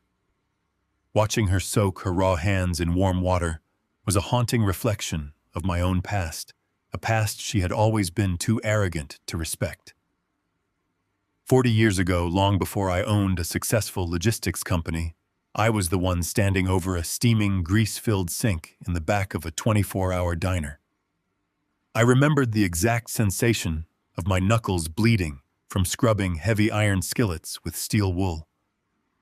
I remembered the bone-deep exhaustion that settles into your lower spine after a double shift, the kind of weariness that makes simply breathing feel like a chore. I endured that grueling, filthy labor so my daughter would never have to know what it felt like to be completely broke. I built a financial fortress around her so she would never smell of cheap industrial soap and fryer grease. Now, because she had chosen to ally herself with a fraudulent parasite, she was being forced to walk the exact same path I had paved decades prior. It was a painful irony, but poverty is a ruthless, highly effective teacher, and I refused to interrupt her education. As the end of the first month approached, the ultimate test of her new independence arrived. Natalie was mathematically cornered. She was physically exhausted, and she quickly realized that the meager numbers printed on her minimum wage paycheck were completely insufficient to cover both her basic survival expenses and the strict rental amount outlined in our lease agreement. The entitlement she had harbored for decades briefly flared back to life. She assumed that despite my cold demeanor, I was still her father, and a father would never actually demand money from his struggling daughter. On the morning the rent was due, she left early for her shift. Before she walked out the door, she placed a plain white envelope on the kitchen island. When I opened it, I found a handful of crumpled $20 bills and a hastily written note. The cash amounted to less than half of the agreed-upon rent. In her note, she offered a litany of frantic excuses. She claimed her hours at the store had been unexpectedly cut. She cited the rising cost of her bus fare.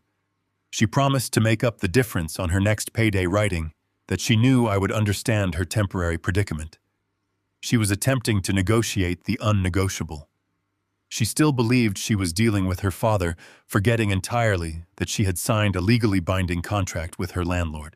I did not wait for her to return home to argue. I immediately contacted Gideon Shaw. I required absolute emotionless enforcement of the boundary I had drawn. I asked Gideon to review the legal tracking logs of her ongoing federal liabilities and her current financial status. I informed him that her attempt to shortchange the rent payment utilized the exact same deceptive delaying tactics we had previously analyzed and documented in our private legal strategy sessions, specifically referencing the behavioral patterns detailed in the files named Kich Bon Ong Da Den Mao 1_11.docx and Kich Bon Ong Da Den 2_11.docx. I instructed Gideon to draft a formal, legally binding 3-day notice to quit. There would be no verbal warnings and no second chances. By mid-afternoon, a certified courier arrived at the house and taped the bright yellow eviction warning directly to the center of Natalie's bedroom door. When she returned from the grocery store that evening, the heavy thud of the front door closing was immediately followed by a sharp, terrified gasp. She tore the paper from the wood and stormed into the living room, her face flushed with a volatile mixture of panic and rage. She held the eviction notice in her trembling fist and screamed at me. She asked how I could possibly be so cruel. She shouted that she had given me every single dollar she had earned, and she accused me of trying to throw my only child out into the street over a minor shortage. She demanded to know what kind of monster would evict his own daughter when she was already at rock bottom. I looked up from my reading glasses and met her furious gaze with absolute unyielding calm. I told her that the federal government did not accept handwritten apologies in place of restitution, and the bank did not accept promises in place of mortgage payments. I informed her that the world operates on contracts, and she had willingly signed one with me. I stated clearly that she had exactly 48 hours to produce the remaining balance of her rent. If the money was not placed on the kitchen counter by that deadline, I would personally change the locks on the front door, and she would have to find a park bench to sleep on. The color vanished completely from Natalie's face. She stared at me, searching my eyes for any hidden trace of bluffing or paternal mercy. She found absolutely nothing but cold, hardened granite. The terrifying realization struck her with the force of a physical blow. I was not playing a game. I was entirely willing to let her become homeless if she failed to meet her obligations. She did not scream again. She did not cry. She simply turned around and walked slowly back to her room, shutting the door quietly behind her. The next evening, when I walked into the kitchen to prepare dinner, the exact remaining balance of her rent was stacked neatly on the table. She had apparently taken a designer watch she had managed to hide from the federal asset forfeiture agents and sold it to a local pawn shop for quick cash. Later that night, Natalie emerged from her room to get a glass of water. She looked exhausted, her shoulders sagging under the weight of her new reality. She did not look at me with anger or entitlement. She did not offer any complaints about her feet or her awful manager. She simply filled her glass, gave me a brief silent nod of acknowledgement, and returned to her room to sleep before her next early morning shift. The crushing shock of true accountability had finally done its job. Her toxic arrogance had been entirely burned away, leaving behind the quiet, practical instincts of genuine survival. The transformation had officially begun. The harsh reality of minimum wage labor has a unique way of stripping away a person's superficial layers. For 2 grueling months, Natalie had lived a life completely foreign to her previous existence. She woke up before the sun, put on her stiff polyester uniform, and spent her days standing on the unforgiving concrete floors of the discount grocery store. She returned home every evening smelling of flattened cardboard boxes and cheap industrial floor cleaner. I watched her count her meager tips and carefully calculate her grocery budget down to the final penny. She was exhausted, her hands were raw, and the polished, glamorous woman she used to be had entirely vanished. But beneath that exhaustion, a quiet, relentless instinct for survival was beginning to take root. The ultimate test of this fragile new reality arrived on a quiet Thursday afternoon in the form of a thick, heavy envelope. I retrieved the mail from the box at the end of the driveway and immediately recognized the stark, standardized stamp of the federal penitentiary system. The envelope was addressed to Natalie, and the return address bore Trevor Walsh's name and his newly assigned federal inmate number. The envelope was unusually thick, bulging, with what felt like a small manuscript. Even from behind concrete walls and iron bars, a predator will always try to hunt. Stripped of his tailored suits, his stolen money, and his arrogant leverage, Trevor was reduced to a desperate parasite searching for a host. He was completely isolated in a maximum security facility, and he knew that his only remaining lifeline was the woman he had spent a decade manipulating. I placed the envelope squarely in the center of the kitchen table. I sat down with my evening coffee and waited for her to return from her shift.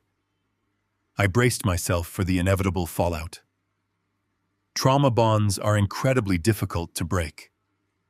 For 10 years, Natalie had allowed Trevor to dictate her reality. She had surrendered her independent thought, allowing him to mold her into a silent accessory for his corporate ambitions. I fully expected her to walk into the kitchen, see his handwriting, and completely break down. I prepared myself for the tears. I prepared myself for the desperate rationalizations. I knew exactly how men like Trevor operated. I knew those 8 dense pages were filled with toxic psychological manipulation.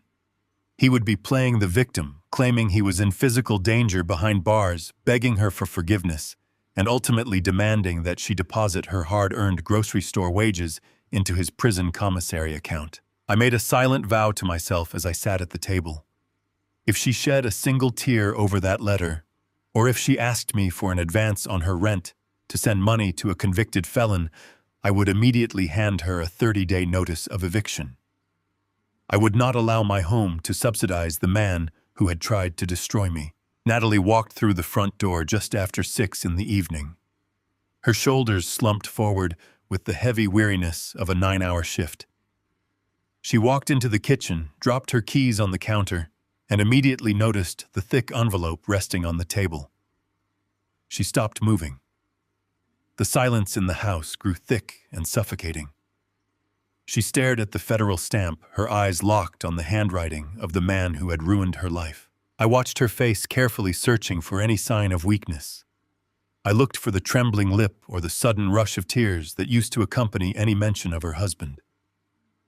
Instead, her expression remained entirely blank. Her face was a mask of cold, exhausted neutrality.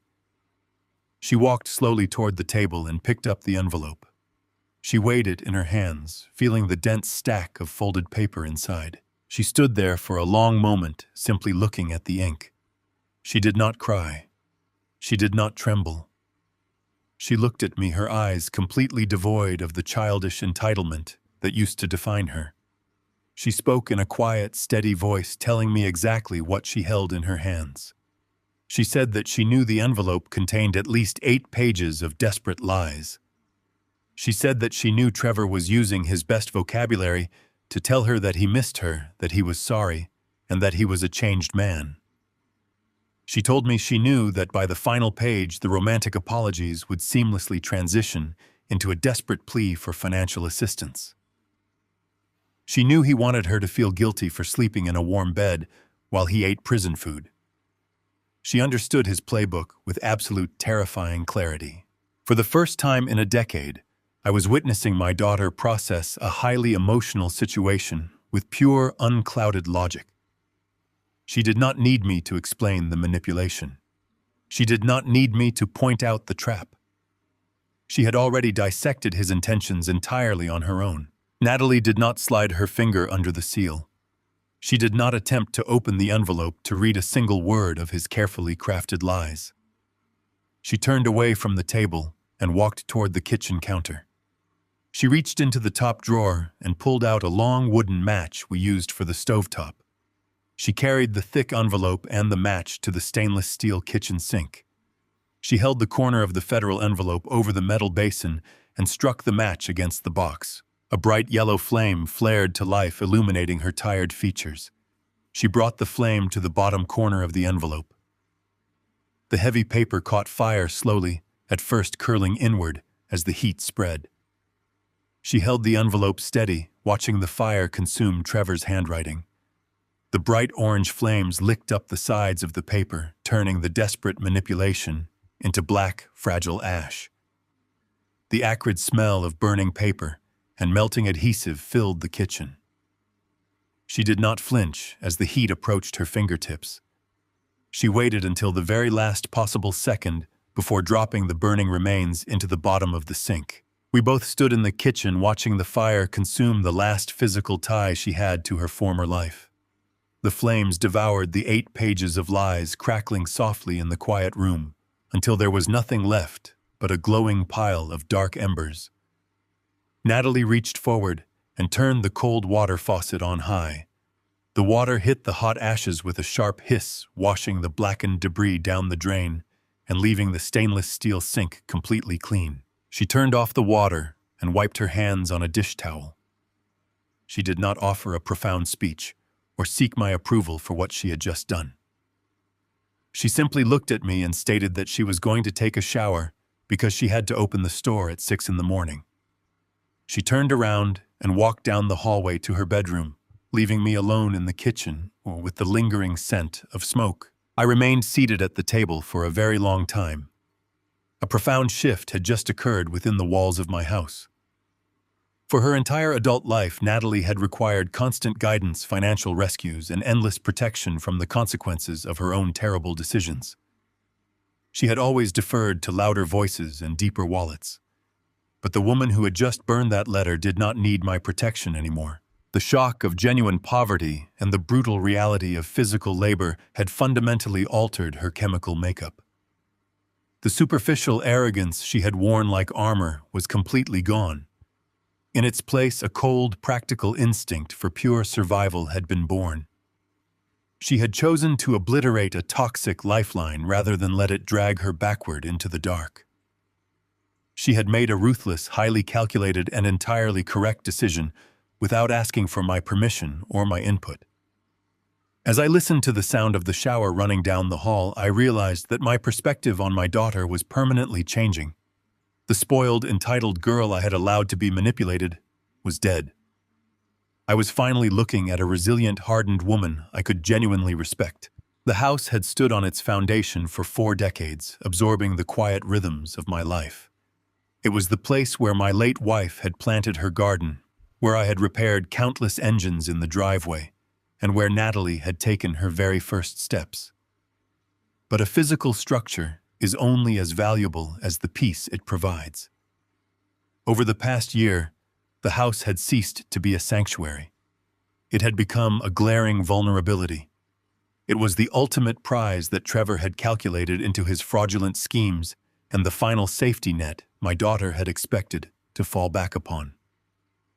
As long as I owned that property, the ghosts of their entitlement would continue to haunt the hallways. I realized that keeping the house was a sentimental weakness, and I could no longer afford to be weak. I needed a complete geographical and financial purge. I needed to sell the past. I did not list the property with a traditional family real estate agent. I had no desire to host open houses for young couples looking to build memories. I contacted a commercial real estate development firm that had been quietly acquiring lots in my neighborhood for the past 3 years. They viewed residential properties not as homes, but as raw dirt to be leveled and paved over for luxury condominiums. Their perspective perfectly matched my intentions. I wanted a swift clinical transaction, devoid of any emotional attachment. 2 men in sharp gray suits arrived at my property on a rainy Thursday morning. They walked through my living room, tapping the walls with their knuckles and measuring the square footage of the backyard. They did not compliment the architecture or admire the craftsmanship of the crown molding. They simply calculated the cost of demolition. We sat at my kitchen table and negotiated a cash buyout. They offered a substantial sum to expedite the closing process. I signed the preliminary contract without a single moment of hesitation. That evening, I waited for Natalie to return from her shift at the discount grocery store. She walked through the front door carrying the lingering scent of industrial floor wax and exhausted sweat. She went straight to the kitchen to pour a glass of tap water. I sat in my usual chair and placed a formal printed document on the counter beside her glass. It was a legally binding 30-day notice to vacate the premises. Natalie set her glass down and picked up the paper. Her eyes scanned the brief paragraphs detailing the impending sale of the property and the strict deadline for her departure. She looked up at me, her face completely drained of color. The quiet rhythm she had established over the past 2 months was instantly shattered. She asked me what this meant. She asked where she was supposed to go. She reminded me that she was barely surviving on her cashier wages and that her credit score was entirely ruined by the massive federal debt Trevor had anchored to her name. She stood there waiting for a concession. She expected me to tell her that I was using the proceeds from the sale to buy a smaller property where we could both live. She expected that as her father, I would share the wealth and secure a new roof over her head. I looked directly into her tired eyes and completely dismantled that expectation. I informed her that the sale of the house was a private financial transaction that did not involve her. I told her that every single dollar from the commercial buyout was being wired directly into a newly established blind trust. It was an aggressive ironclad retirement fund, completely shielded from any external claims or future liabilities. I explained that I was moving into a small practical apartment near my logistics garage and that she would not be coming with me. I told her that she had exactly 30 days to secure a cheap apartment pack, her remaining belongings, and surrender her key. There would be no shared inheritance. There would be no financial bridge to help her cover a security deposit. I was taking the money I had earned, and I was walking away. She did not scream or throw a tantrum. The woman who would have once thrown glass and shouted obscenities was completely gone. She simply stared at me, absorbing the cold, devastating reality of her situation. She realized in that exact moment that the cord was permanently severed. The house was the final physical manifestation of her childhood privilege, and I was tearing it down to the dirt. She folded the notice carefully, put it in the pocket of her cheap uniform, and walked down the hall to her room to begin calculating her survival. The next 4 weeks were a brutal exercise in reality for Natalie. Finding a landlord willing to rent to a woman with catastrophic credit and a minimum wage income is an incredibly difficult task. I watched her spend her scarce days off riding public transportation to the industrial edges of the city, inspecting cramped, rundown apartments that she would have never even driven past in her previous life. She was forced to swallow her pride and negotiate with skeptical landlords offering to pay larger deposits in exchange for overlooking her ruined financial history. She took on extra shifts at the grocery store, volunteering to clean the loading docks, and organize the deep freezers just to scrape together enough extra cash to secure a lease. She worked until her hands cracked, and her eyes were permanently bruised with exhaustion. I did not offer her a single dollar to ease the burden. I watched her suffer the pure, unfiltered consequences of her own choices. On the final day of the month, a rusted moving van pulled into the driveway. Natalie loaded her few remaining suitcases and a cheap mattress she had purchased from a thrift store into the back of the truck. She swept the floor of her old bedroom, leaving it completely bare. When she was finished, she walked into the living room and placed her house key on the coffee table. We stood facing each other in the empty house. I did not offer a long, emotional goodbye. I simply nodded my head, acknowledging that the transaction was complete. She nodded back, turned around, and walked out the front door. She climbed into the driver's seat of the rented van and drove away, heading toward a tiny one-bedroom apartment above a noisy commercial laundromat. A week after the commercial developers brought in the bulldozers to level my old house, I received a routine intelligence update from Gideon Shaw. He had been quietly monitoring Natalie's progress, ensuring she was not falling back into contact with anyone from Trevor's criminal network. I sat in my new quiet apartment and read through Gideon's detailed observations. The report did not contain evidence of failure.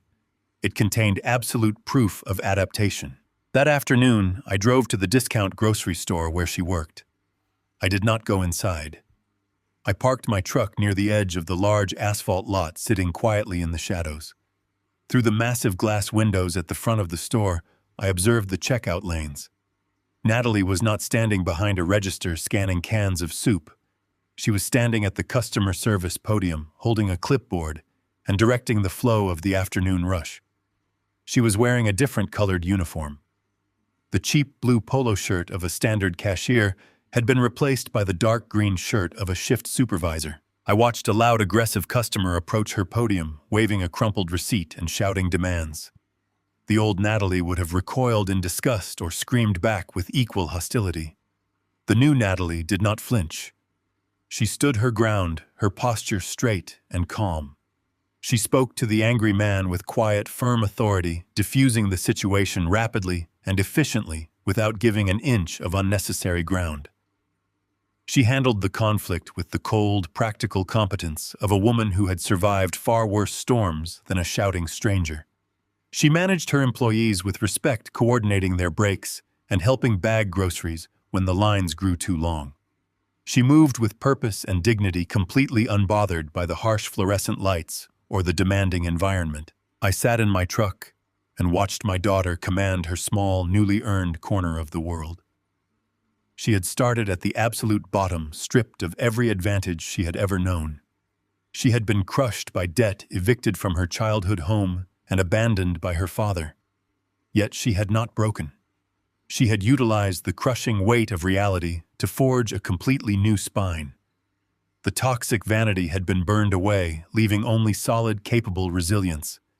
I put my truck into gear and drove out of the parking lot, feeling a profound, unfamiliar sense of respect settling into my chest.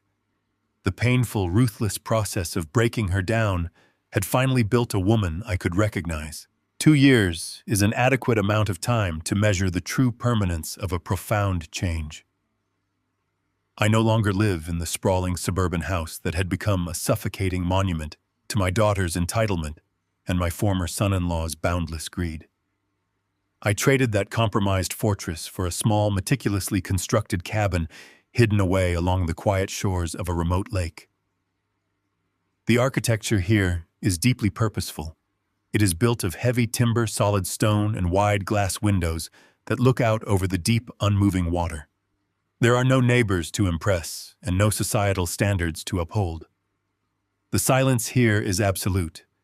It is a clean, heavy silence that perfectly mirrors the current state of my own mind. I wake up before dawn, brew my coffee in a simple ceramic pot, and watch the morning mist roll across the surface of the lake. There is no chaos. There is no manipulation. There is only the steady, predictable rhythm of a life governed entirely by my own design. It was the late afternoon of Thanksgiving when the distinct crunch of gravel on my long dirt driveway announced a visitor. I stepped out onto the wooden wraparound porch and watched a faded 10-year-old compact car pull to a stop near the edge of the pine tree line. The engine sputtered slightly before turning off, a sound of mechanical fatigue that the old Natalie would have found mortifying. The new Natalie simply stepped out of the driver's seat, gently closed the rusted door, and walked toward the cabin. She wore a thick wool sweater and worn denim jeans. There were no designer labels draped across her shoulders, no heavy gold jewelry chaining her wrists, and no frantic manufactured energy in her step. She carried a small, unbranded paper bag containing a loaf of bread she had baked herself. It was not an expensive, meaningless gift purchased with borrowed money to secure a favor. It was a humble, highly practical offering. It was a genuine gesture of respect. She climbed the wooden steps and handed me the bag. We did not share a dramatic, tear-filled embrace. The boundaries I had violently established 2 years ago remained firmly in place, acting as the unbreakable structural foundation of our new relationship. I nodded, thanked her for the bread, and gestured to the 2 wooden Adirondack chairs facing the water. We sat side by side, watching the cold wind ripple across the dark surface of the lake. Natalie reached for the cast-iron teapot resting on the small table between us. She poured the hot, steaming tea into my cup first, a simple act of deference that she would have never even considered in her previous life. As she handed me the cup, I looked closely at her hands. They were no longer manicured and soft. Her skin bore the subtle, permanent calluses of continuous, unrelenting manual labor. As we sat in the brisk autumn air, she spoke quietly about her reality. There were no theatrical complaints about the injustice of the world or the cruelty of her circumstances. She simply informed me that she had officially been promoted to the general manager position at the discount grocery store.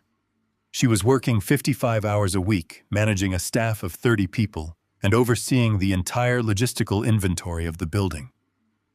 She spoke about profit margins, employee schedules, and supply chain delays with the grounded exhaustion of a true worker. She told me exactly how much of her monthly salary was being aggressively funneled toward the mountain of federal debt Trevor had permanently anchored to her name. She was paying for her past mistakes with her own sweat dollar by agonizing dollar. She did not ask me for a loan to expedite the process. She did not ask to move into my spare bedroom. She completely understood that she was solely responsible for the financial grave she had dug, and she was methodically climbing her way out of it with her own bare hands. I took a slow sip of the hot tea, letting the bitter warmth settle deep in my chest. I looked at the tired, resilient woman sitting beside me, and for the first time in a decade, I felt a genuine sense of paternal pride. True love does not mean shielding a child from the consequences of their arrogance. True love is having the iron discipline to watch them fall, allowing the impact to completely shatter their illusions, and then stepping back so they can learn how to stand up on their own. I did not offer her easy, unconditional forgiveness. Forgiveness is a cheap, useless currency when it is simply handed over to relieve emotional tension. What we had built instead was far more valuable. We had built a mutual, cautious respect. She knew exactly where the line was drawn, and she knew I would never hesitate to enforce it. The toxic entitlement had been starved to death, and a capable, hardened adult had finally emerged from the ashes. Natalie stayed for exactly 2 hours. We ate the bread, drank the tea, and spoke of practical, mundane things. When the sun began to dip behind the tree line, casting long shadows across the wooden deck, she stood up, washed her teacup in the sink, and quietly said her goodbyes. I watched from the porch as she drove her faded car back down the gravel road, the red taillights disappearing into the darkening forest. She was returning to her cheap apartment, to her grueling job, and to the heavy, unrelenting burden of her reality. She was exactly where she needed to be. I stepped back inside the cabin and locked the heavy oak door. The warmth of the stone fireplace cast a steady, flickering glow across the room. I walked over to my solid wood desk and looked down at a thick, sealed legal dossier resting on the polished surface. It was the final confirmation package from Gideon Shaw. The document legally certified that every single asset I owned, the offshore accounts, the commercial real estate investments, and the blind trust, was wrapped in an impenetrable fortress of corporate law. My wealth was completely insulated from any external claim, unreachable by any disgruntled family member, ambitious lawyer, or ghost from the past. My empire was entirely inviolable. Trevor Walsh was currently sitting in an 8x10 concrete cell, slowly rotting away under a decade-long federal sentence, entirely stripped of his pride, his money, and his freedom. My daughter had been violently separated from her delusions and forced to reconstruct her character through the punishing grind of survival. The parasitic greed that had threatened to consume my life's work had been surgically and permanently excised. I picked up my teacup and walked back to the large window, looking out over the perfectly black, still water of the lake. The reflection staring back at me was that of a man who had successfully defended his realm. The lesson had been delivered with absolute precision. The perpetrators had paid the ultimate price. I had engineered this outcome through patience, silence, and an unwavering commitment to the natural laws of consequence. I took one final sip of tea, savoring the absolute untouchable satisfaction of a peace that had been secured through the necessary price of utter ruthlessness. The greatest lesson derived from this ordeal is that true compassion sometimes demands absolute cruelty. Shielding someone from the consequences of their own toxic behavior does not protect them. It merely enables their weakness and fuels their entitlement. By refusing to rescue my daughter from the financial and social ruin she helped create, I forced her to forge a genuine spine. Respect and independence cannot be gifted or bought with inherited wealth. They must be earned in the harsh, unforgiving arena of reality. Peace is rarely found through endless compromise. It is established and maintained through ironclad boundaries and the unwavering discipline to let the natural laws of consequence take their absolute course. What would you have done if you were placed in this father's position? And do you believe that ruthless boundaries are sometimes the only true way to save a loved one from themselves?